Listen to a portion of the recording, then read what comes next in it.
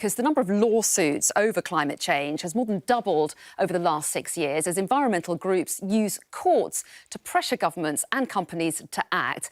And there have been some notable successes. In 2019, the Dutch Supreme Court ruled in favour of climate activists who demanded action from the government. More recently, gas company Shell was ordered to cut its worldwide emissions by 45% in the next decade. But what happens when environmentalists lose, and does it cause more harm than good? Richard, to you first of all, how effective is a tool is litigation in tackling climate change? There has been a rise in lawsuits around the world, haven't there? I think 1,896 cases have been filed, but do many of them actually make a difference? I think very few of them actually make a difference in terms of reducing emissions. I think the two that you mentioned there, Anna, are by far the two standout cases here. They can also make a difference in other ways, of course, by creating publicity, creating awareness, shining a light on what's going on. We've just had a case, for example, in Scotland about proposed new oil development, which lost, but nevertheless has helped escalate the issue up the agenda. I think at other times, though, if the badly judged case can do more harm than good for a number of reasons.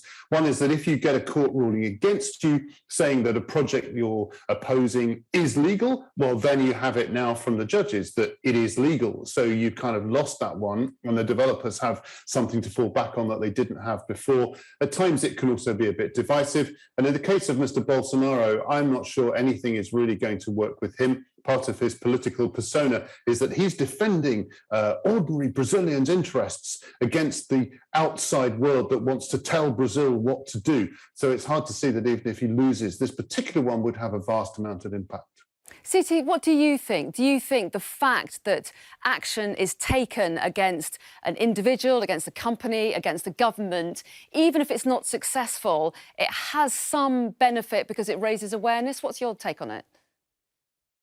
Yeah, I have to agree with Richard again here. I think it is very important that we use litigation as a tool to raise awareness. But I don't think we can just rely on litigation as a solution, because these processes take a long time to conclude, and they involve a lot of people. But so they need to be coupled with other tools. But what I would say is that I think we need to do a lot more research on how litigation actually impacts environmental climate outcomes.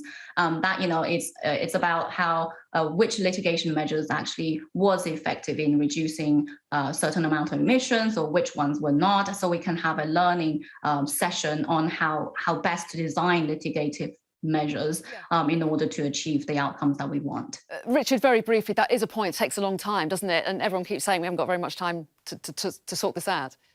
We haven't got much time. Yeah, I think Sisi made an extremely good point. Yeah, I think Sisi made an extremely good point there. Court cases do take action. On the other hand, when they come out well, like the Agenda one in Holland, you get very quick action. So like Sisi said, I'm going to agree with her totally. Learn the lessons, make the call, pursue smart litigation, not unsmart litigation. OK, Richard Black, Sisi Hu, always good to see you both. Thanks very much indeed.